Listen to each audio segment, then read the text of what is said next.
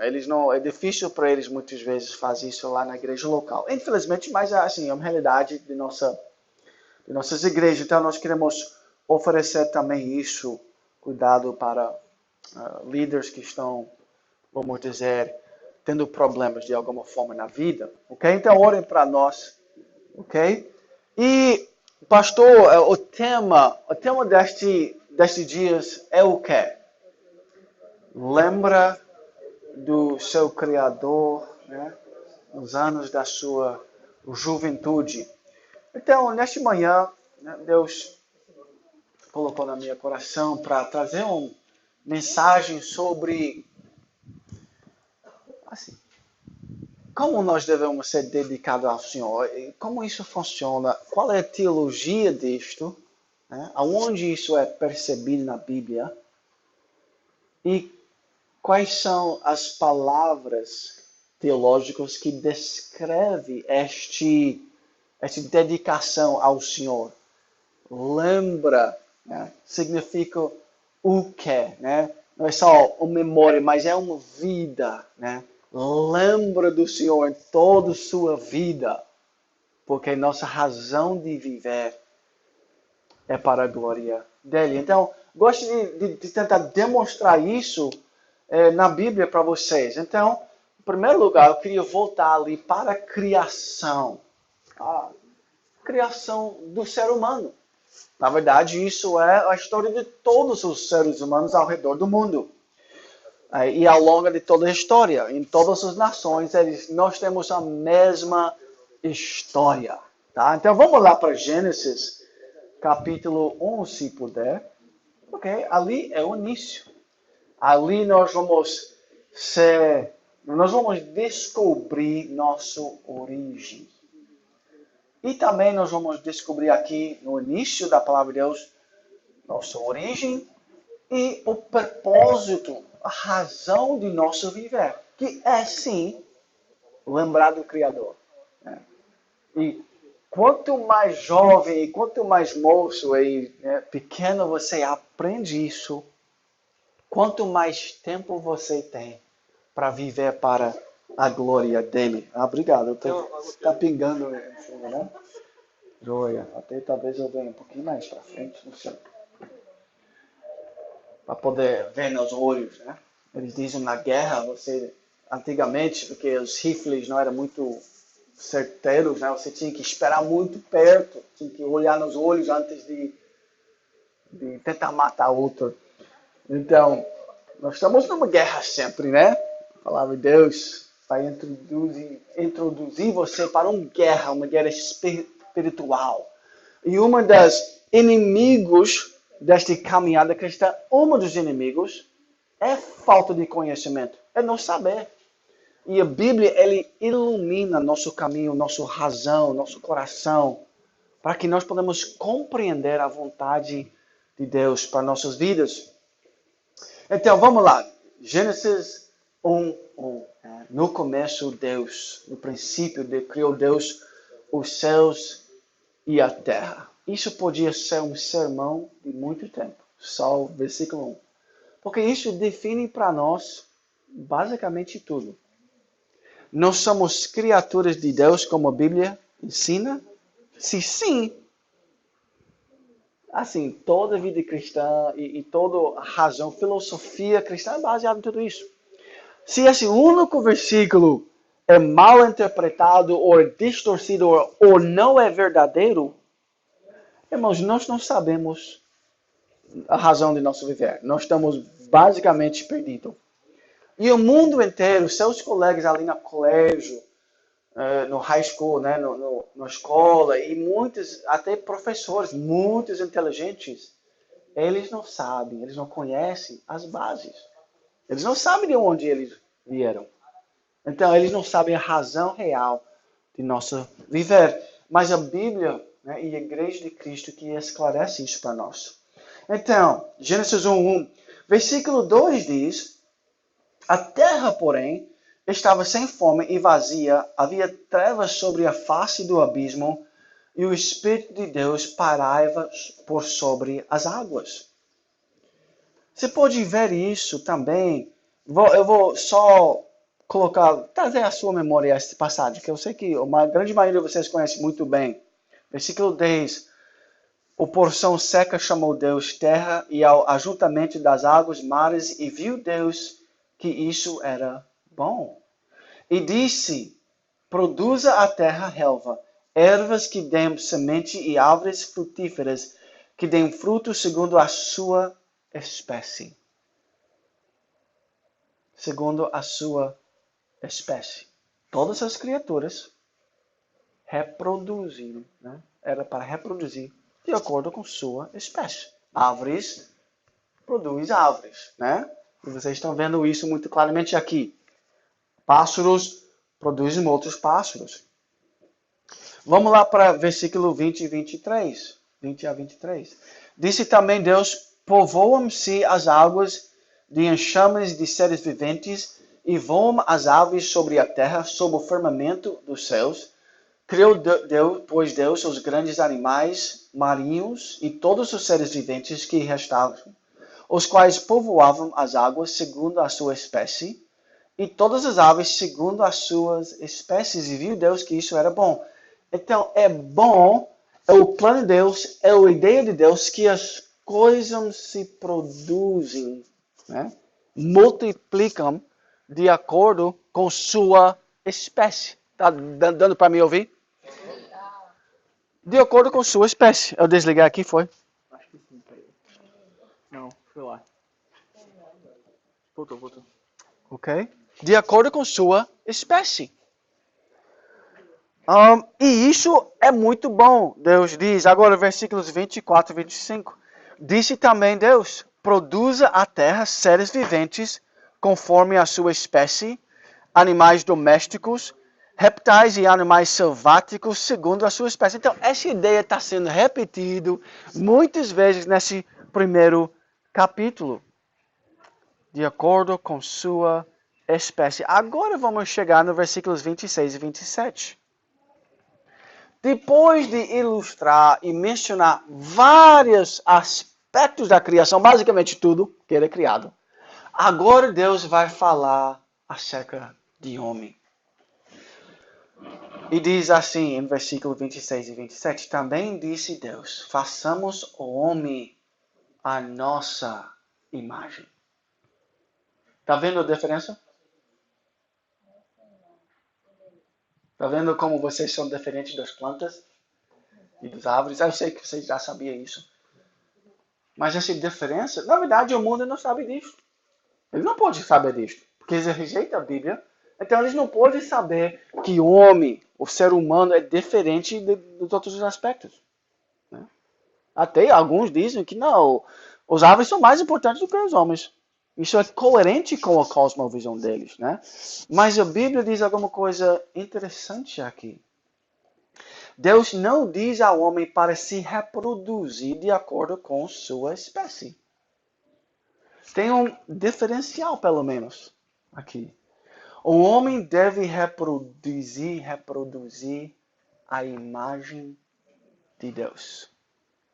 Não é interessante isso? Isso define para nós, né, nossa vida. O que nós devemos estar fazendo nestes 40 anos, 70 anos, 80 anos que Deus nos tem dado? É fantástico isso. Ele explica isso claramente. O que ele quer de você? Que a imagem dele seja reproduzida na sua vida. A imagem de Deus. Então, esse é basicamente nosso objetivo, nosso fim principal. Os catecismos ensinam isso, né? Qual é o fim principal do homem? O fim principal do homem é glorificar a Deus e regozijá-lo para todo sempre. Agora, nós podemos talvez tentar aprofundar um pouquinho mais e perguntar: como é que eu glorifico a Deus? Pois, tudo bem, eu tenho que glorificar a Deus, mas isso significa o quê? Agora, se nós meditamos sobre isso um pouquinho, irmãos, não seria... É um fato estabelecido na Bíblia e nosso pensamento cristão, que Deus é glorioso, certo? Concorda? Em cima de todas as outras coisas, Ele é santo, santo, santo. Tem mais alguma coisa na criação que é santo, santo, santo? Nada. Só Deus. Ele é glorioso. Então, para glorificar o nome dele, a maneira mais eficiente, a maneira mais, assim, perfeita de glorificar o nome dele, iria de reproduzir as perfeições e o caráter de Deus. Não seria? Então, eu quero que vocês façam essa conexão, assim, vamos dizer, teológico e né, intelectual na sua compreensão de como glorificar Deus. Você glorifica a Deus se tornando mais parecido com Ele, porque Ele é a única coisa que é gloriosa. Você não glorifica a Deus necessariamente se tornando mais parecido com Neymar. Agora, é interessante, né? Nem com Bill Gates, que é um dos homens mais ricos do mundo, nem com... Sabe quem é o homem mais rico do mundo hoje? Alguém sabe? Quem é? Será? Eu creio que, na verdade, é o dono de uma pequena empresa que até os brasileiros devem conhecer, né? Chamado... Sabe qual? Vocês têm um estado com esse nome. Amazon. Amazon é a maior empresa de todos os tempos. Eu esqueci o nome daquele cara. Ele é da nossa região ali, pertinho de Seattle, né? Onde cresceu aquela empresa. Mas sabe o que aconteceu com esse homem mais rico de todos? Eles dizem que talvez ele é o homem mais rico de toda a história da humanidade. Mas, uns meses atrás, ele divorciou a esposa. Então eu imagino que talvez ele já não é mais o homem mais rico do mundo, porque às vezes você é quebrado no meio, né? Você é quebrado no meio com aquele divórcio. Ela certamente é o viúva, né? Como é que é? Ela é uma mulher mais rica do mundo, né? Eu imagino. Então, mas olha o que acontece com a gente. Nós, muitas vezes, isso foi verdadeiro comigo. Eu imagino que isso é uma tentação do seu coração. Vocês querem se tornar mais parecido com Bill Gates, Neymar, Pelé, Michael Jordan e vai embora. Para os meninos, isso é só for homens, né? Porque eu sou homem, eu acho que eu penso mais no... Mas para os meninos, vocês que se tornam mais parecido com Gisele, eu sempre uso ela porque ela é brasileira, né? Tem mais, né? Não sei, eu não vivo na China. Os meninos de hoje querem se tornar mais parecidos com quem? Hã? Ok. Mas vocês estão entendendo a ideia? Nosso coração, ele é apegado, ele é tentado a desejar, em primeiro lugar, muitas vezes, as coisas deste mundo, em vez daquilo que nós fomos criados para ser. E quando nosso coração deseja, sonha nas coisas passageiras, nós estamos preparando nossa vida para uma grande queda. Nossas emoções vão ser abaladas, nossa vida vai ser abalada, nós vamos ter vários problemas, porque nós não fomos criados para almejar, adorar em primeiro lugar estas coisas passageiras. Deus fez a gente para louvor e para a glória dele. E ele falou para nós o que é bom. Vamos ler, né? Também disse Deus, façamos o homem à nossa imagem, conforme a nossa semelhança. Aí ele dá as responsabilidades. Criou 27, criou Deus, pois o homem à sua imagem, e a imagem de Deus o criou, homem e mulher os criou. Os dois são feitos na imagem e semelhança de Deus, homem e mulher. Isso é a base da igualdade do mulher e homem. São iguais porque os dois são feitos na imagem de Deus. Tem papéis diferentes, mas tem igualdade. Então, depois de criar o homem e Deus o abençoou, sabe o que ele falou em versículo 31? Viu Deus tudo quanto fizera, e eis que era muito bom. Amados, vida boa já é definido. Você não precisa ir para um busca, né? Atrás de várias religiões, vamos para o Oriente. Porque muitos roqueiros fazem isso, os Beatles faziam. Vamos lá para a Índia para ver se tem uma religião melhor para nós ali. Tá? E você não precisa ir atrás de todos os filósofos. Você nunca vai alcançar isso. Você não tem tempo na vida para estudar tudo que foi dito e tudo que tem sido pensado e nem todas as religiões. Então, você dedica 70 anos de leitura e você não vai conseguir. Então, é fútil isso, né? Mas Deus já definiu para nós o que é vida boa. Vocês, jovens, você tem quantos anos? 11 anos. Se você sabe qual é o propósito da sua vida já com 11 anos, e você simplesmente se apega àquilo, você concorda, você acredita naquilo, você vive para a glória de Deus desde a juventude, você vai estar vivendo para aquilo que é mais importante neste mundo. A glória de Deus. E sua vida vai estar sendo vivida para coisas mais importantes. E o que Deus quer de nós? Ele quer que a gente resplandece. Meu português, né, tá longe, certo? Às vezes eu até invento palavras, tá? E a gramática nem pensa. Né? Nós vamos chegar lá, a partir da queda, certo? Esses problemas todos. Mas Deus quer que nós vivemos para os objetivos maiores. E qual é o maior objetivo? Não seria isso mesmo que Deus falou? Ele criou a gente no início, na origem, na imagem dele. Agora, isso que quebrou, isso é explicado em Gênesis capítulo 3. Então, o início é brilhante. Mas nós devemos também saber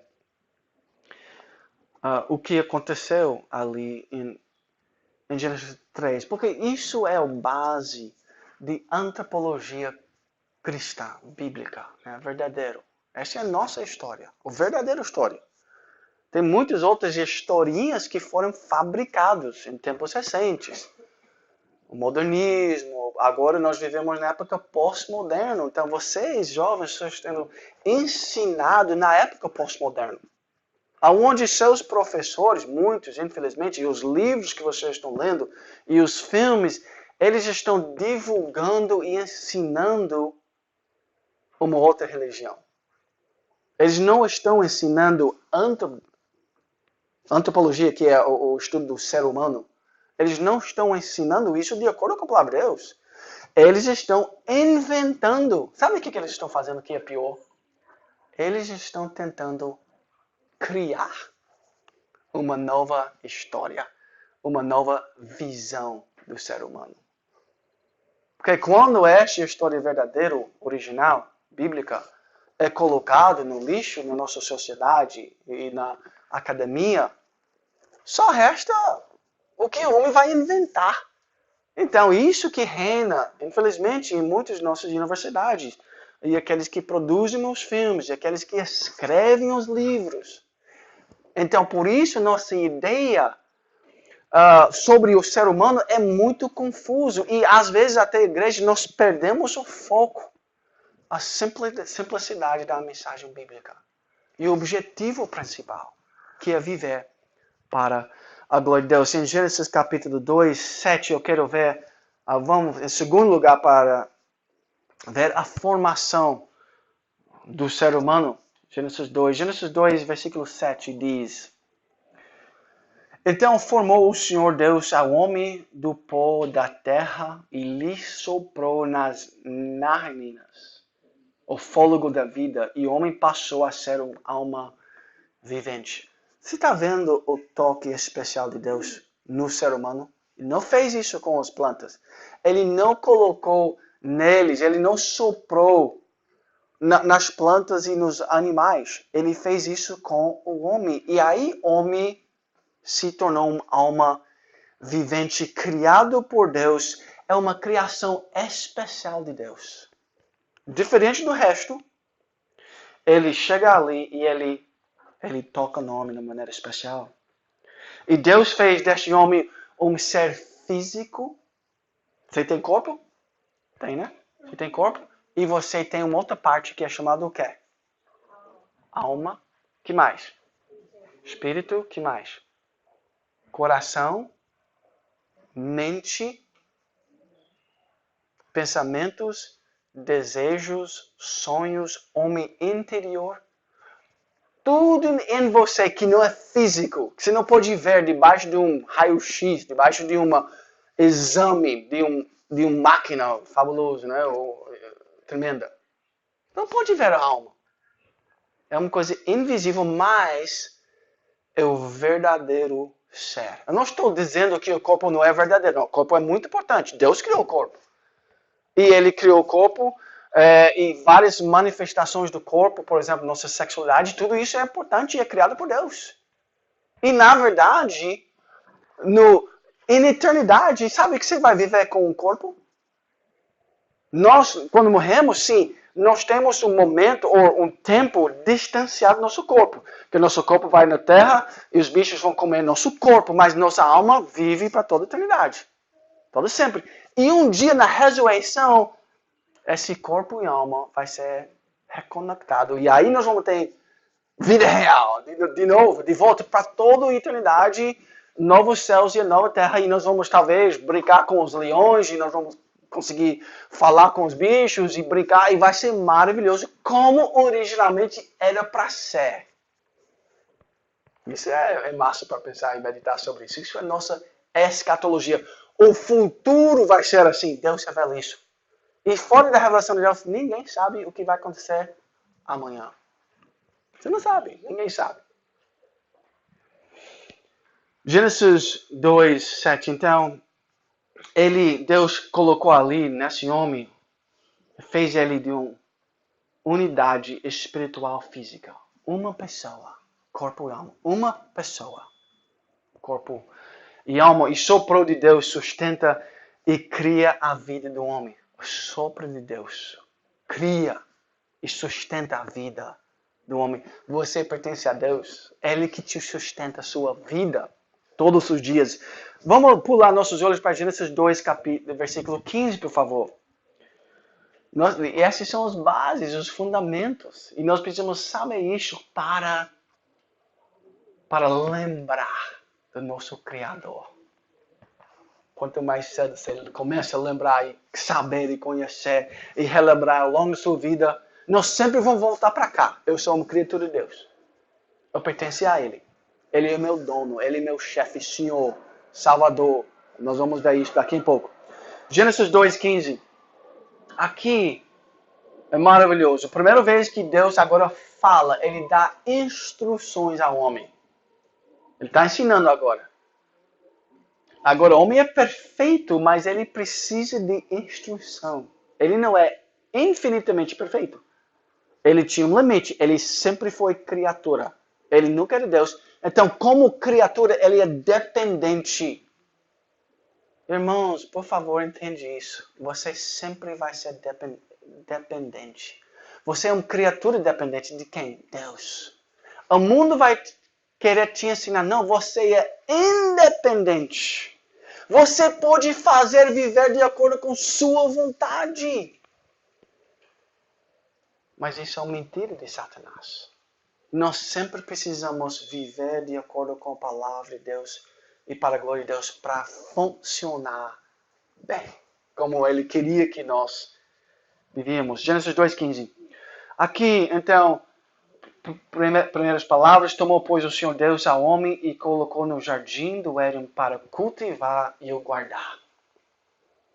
Isso às vezes é chamado o mandato masculino.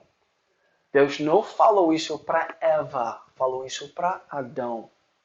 Ele logo depois ele fala explicitamente para Eva. Adão e homem, então, agora nós temos um mandato masculino. O que o homem deve fazer? Aprendemos sobre sua responsabilidade de proteger e cultivar o lugar aonde Deus tem te colocado. Aonde é que Deus te colocou? Adão, ele colocou no jardim do Éden. E ele também colocou ele. Então, talvez nós temos uma imagem. Ah, mas então ele foi lá para cuidar dos bichinhos e para nomear que ele fez. E eu imagino que tinha um jardim muito legal lá. Né? Na hora de descontrolado, ele tinha organização. Esse sim faz parte do chamado do homem. Mas sabe quem mais estava ali com ele no jardim? A esposa, Eva. Né? Então, ele já era criado em relacionamento, primeiramente com Deus. Lembre isso sobre o seu futuro casamento. Casamento foi criado e homem foi criado para estar primariamente em relacionamento com Deus. Então, casamento nunca é eu e ela só. Não foi criado para ser eu e ela. Isso seria uma idolatria e vai acabar com o casamento um dia. Casamento foi feito aqui, neste contexto, onde Deus está falando com eles, onde Ele é o Criador. E casamento é a primeira instituição criada. E Deus colocou Adão no jardim e falou, cuida, protege e cultiva. Tudo. Está aqui. Sim, os bichinhos e animais estavam ali, mas também Eva, família. Então, homens, vocês têm que ser o líder. Nós estamos aprendendo aqui já parte de nossa responsabilidade como homem. Nós precisamos proteger o lar, casamento. E aonde é que Deus nos tem colocado, nós temos que trazer submissão, domínio de todas as coisas, incluindo relacionamentos para a glória de Deus. Então, irmãos, aonde é que Deus te colocou? Jovens, aonde é que Ele te colocou? Ah, ali na escola hoje, né? Na escola, sim. Ah, Ele te colocou na família? Sim. Na igreja? Então, em todos esses lugares, Deus quer que você tenha domínio para a glória dEle. Você ouve a voz dEle. E você aplica a palavra dEle em todos aqueles lugares. Então, você está guardando e cultivando todas as áreas para a glória de Deus. Ok, vamos lá para Gênesis 2, agora próximos versículos 16 e 17. Nós estamos voltando às origens, ok? 16 e 17 diz: E o Senhor Deus lhe deu esta ordem: De toda árvore do jardim comerás livremente, mas da árvore do conhecimento do bem e do mal não comerás, porque no dia em que dele comeres, certamente morrerás. Em nossa teologia presbiteriana e reformada, esses versículos são chamados, até no confissão, nos catecismos, é chamado o pacto das obras. Adão, meu povo, vive de acordo com minha palavra, se submisso à minha senhoria, e vocês vão ter vida e abundante. Só que nós vamos aprender que este, compromisso que Deus fez com ele, eu vou te abençoar, mas você tem a responsabilidade de obedecer. Esse é um relacionamento pactual. Então nós estamos vendo o relacionamento pactual estabelecido aqui. Deus soberano chega e ele fala. E ele dá condições. Me obedece. E ele dá também o quê? Condições, tem as partes, homem e Deus. Isso forma um pacto. Os partes, que mais? As promessas. Que mais? As condições. Me obedece, promessa a vida inteira. Me desobedece, condenação. E penalidades. Esses são inclusos no pacto. Eu quero te perguntar. Deus falou isso para Adão. Não comes, ouve minha voz. Eles obedeceram ou não? Não obedeceram. Ele falhou de ser o rei de Deus, de ser o príncipe sobre a terra. Ele não foi o guardião do pacto. Adão, ele não conseguiu, aquela primeira família falhou e caiu numa rebelião moral, espiritual, ética contra o Criador dos céus e da terra. Você acha que isso desfragmentou a vida humana? Com certeza. E todo aspecto da sua vida que é uma perturbação, que é um problema, sabe, aquele pecado, aquela consciência ferida, aqueles relacionamentos quebrados, aquele ira pecaminosa, tudo aquilo que acontece em sua vida é por causa disto. Homem caiu. E esta é a nossa realidade hoje. Nós somos, desde este momento, homens caídos. Você acha que seus professores vão te ensinar isso? Eles estão ensinando uma outra história. Eles estão dando conselhos e ensinamentos baseados numa invenção.